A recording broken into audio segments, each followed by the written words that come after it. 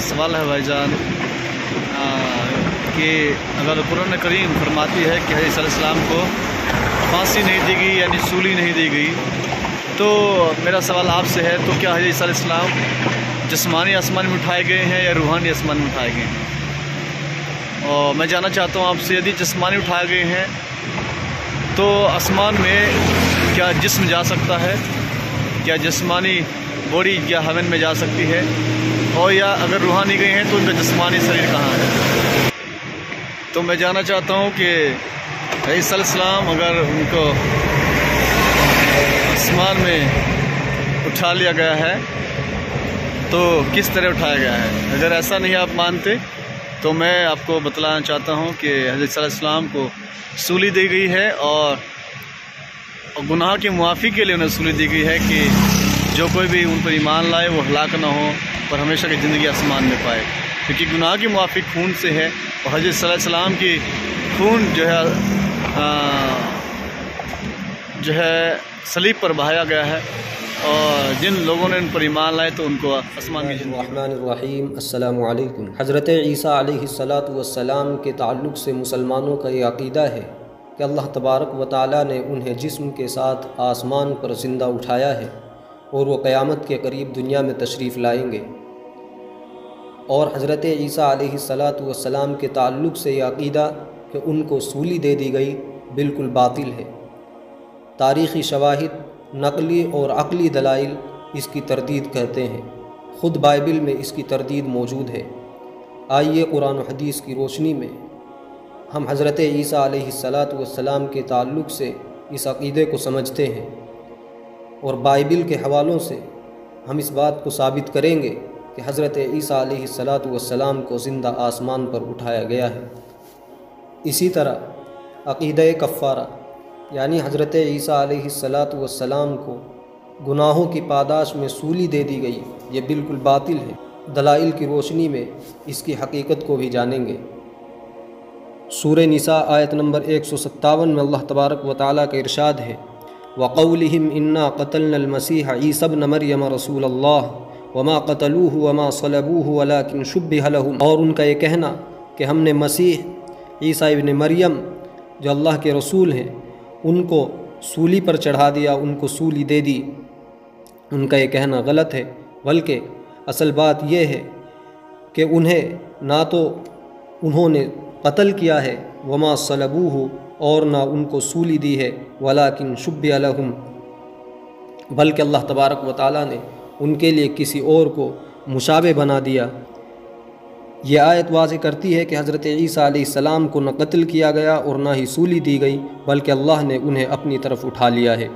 इसी तरह सूरह आल इमरान आयत नंबर 55 में अल्लाह तबारक व तआला का इरशाद है, इज़ क़ाल अल्लाहु या ईसा इन्नी मुतवफ़्फ़ीका व राफ़िउका इलैया व मुतहिरुका मिनल्लज़ीना कफ़रू व जाइलुल्लज़ीना इत्तबऊका फ़ौक़ल्लज़ीना कफ़रू इला यौमिल क़ियामह। जब अल्लाह ने फरमाया, ए ईसा मैं तुझे पूरा लेने वाला हूँ और तुझे अपनी तरफ उठाने वाला हूँ और तुझे काफिरों से पाक करने वाला हूँ। इस आयत से भी मालूम होता है कि अल्लाह तबारक व तआला ने हज़रत ईसा अलैहिस्सलातु वस्सलाम को अपनी तरफ उठाने का वादा किया। हदीस के दलाइल, सही बुखारी किताबुल अंबिया, हज़रत अबू हुरैरा रज़ियल्लाहु तआला अन्हु से रिवायत है कि रसूलुल्लाह सल्लल्लाहु अलैहि वसल्लम ने फरमाया, कसम उस ज़ात की जिसके हाथ में मेरी जान है, अनक़रीब तुम्हारे दरमियान मरियम के बेटे ईसा नाजिल होंगे, वो अदल के साथ हुकूमत करेंगे। ये हदीस बताती है कि हज़रत ईसा अलैहिस्सलाम क़यामत के करीब दोबारा दुनिया में नाजिल होंगे। इसी तरह सही मुस्लिम किताबुल फ़ितन हदीस नंबर 2937 में है, रसूलुल्लाह सल्लल्लाहु अलैहि वसल्लम ने फरमाया, ईसा इब्न मरियम दज्जाल को कत्ल करेंगे और उनके बाद अमन का दौर होगा। यह हदीस हज़रत ईसा अलैहिस्सलातु वस्सलाम की दोबारा आमद और दज्जाल के ख़ात्मे की वजाहत करती है। बाइबिल से दलाइल, यूहन्ना बाब 14 आयत नंबर 3, इसके अंदर फरमाया गया है, और अगर मैं जाकर तुम्हारे लिए जगह तैयार करूँगा तो फिर आकर तुम्हें अपने साथ ले जाऊँगा ताकि जहाँ मैं हूँ तुम भी वहाँ हो। इसका मतलब ये है कि हज़रत ईसा अलैहिस्सलाम का ये कौल उनके वापस आने की निशानदही करता है। इसी तरह किताब आमाल باب 1 آیت نمبر 9 سے 11 تک۔ اس کے اندر یہ بات ہے، جب یہ باتیں کہہ چکے تو وہ دیکھتے ہی دیکھتے اوپر اٹھایا گیا اور ایک بادل نے اسے ان کی آنکھوں سے اوجھل کر دیا۔ بائبل کے مطابق حضرت عیسیٰ علیہ السلام کو اوپر اٹھا لیا گیا، جو ان کے زندہ آسمان پر اٹھائے جانے کی حمایت کرتا ہے۔ عقلی دلائل۔ تثلیث کا نظریہ۔ عیسائی عقیدے میں حضرت عیسیٰ علیہ السلام کو خدا کا بیٹا مانا جاتا ہے، حالانکہ قرآن کہتا ہے کہ اللہ ایک ہے اور اس کا کوئی بیٹا نہیں۔ تثلیث کا نظریہ عقلی اور نقلی اعتبار سے کمزور ہے، بالکل باطل ہے۔ اسی طرح عیسائی عقیدے کے مطابق حضرت عیسیٰ علیہ السلام کو سولی دی گئی، جبکہ قرآن اس کی تردید کرتا ہے، خود بائبل اس کی تردید کرتا ہے۔ بائبل میں مختلف نسخوں اور تفاسیر میں اختلاف ہے، جیسے غیر متفقہ نسخے۔ گوسپل آف برناباس کی جو انجیل ہے اس کے اندر حضرت عیسیٰ علیہ السلام کی سولی کا ذکر نہیں ہے۔ تاریخی حقائق اور نسخوں میں اختلاف حضرت عیسیٰ علیہ السلام کی مصلوبیت پر سوال اٹھاتا ہے۔ تاریخی واقعات۔ بعض تاریخی کتب میں یہ ذکر ملتا ہے کہ حضرت عیسیٰ علیہ السلام کے پیروکار انہیں زندہ آسمان پر اٹھایا جانا مانتے تھے، جس کا مطلب یہ ہوا کہ قدیم عیسائی فرقے بھی حضرت عیسیٰ علیہ السلام کے زندہ اٹھائے جانے کے قائل تھے، جو اسلامی عقیدے کے مطابق ہے۔ اسلام میں حضرت عیسیٰ علیہ السلام کا دوبارہ نزول انصاف کے قیام اور دجال کے فتنے کے خاتمے کے لیے ضروری ہے۔ عیسائیوں کا عقیدہ یہ ہے کہ حضرت عیسیٰ علیہ السلام کو سولی دی گئی ہے۔ حضرت آدم علیہ السلام سے جو ایک گناہ چلا آ رہا تھا، اس کی پاداش میں انہیں سولی دی گئی ہے، اور ان کے ماننے والوں کا جو جرم تھا وہ ان کے سولی کی وجہ سے اب معاف ہو گیا۔ اس کو عقیدہ کفارہ کہتے ہیں کہ آدم نے گناہ کیا جو باپ تھا، اور اس کی اولاد نے اس گناہ کا بوجھ اپنے سر پر اٹھا لیا اور پھر اس کو یسوع مسیح پر لاد دیا۔ انسان توبہ کرنے سے گناہ نہیں بخشوا سکتا، بلکہ جب تک خون نہ بہایا جائے، یعنی قربانی نہ دی جائے، گناہ ٹس سے مس نہیں ہوگا۔ کفارہ مسیح سے صرف وہ گناہ معاف ہوا ہے جو آدم علیہ السلام کے اصلی گناہ کی وجہ سے انسانی سرشت میں رچ بس گیا تھا۔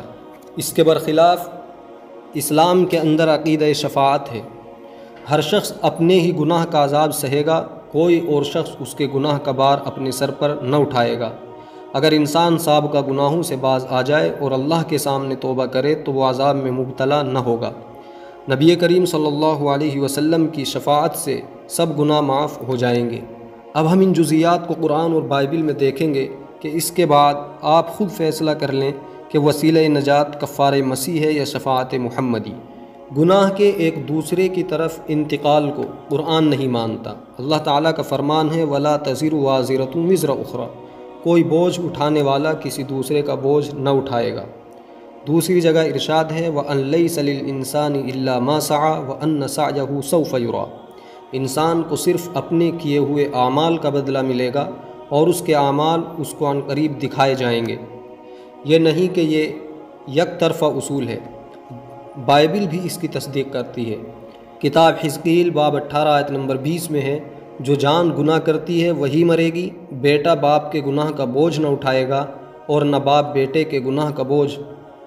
صادق کی صداقت اسی کے لیے ہوگی اور شریر کی شرارت شریر کے لیے ہوگی۔ یہی نہیں بلکہ کتاب گنتی باب 15 آیت نمبر 31 میں ہے اس کا یعنی گناہ کرنے والے کا گناہ اس کے سر لگے گا۔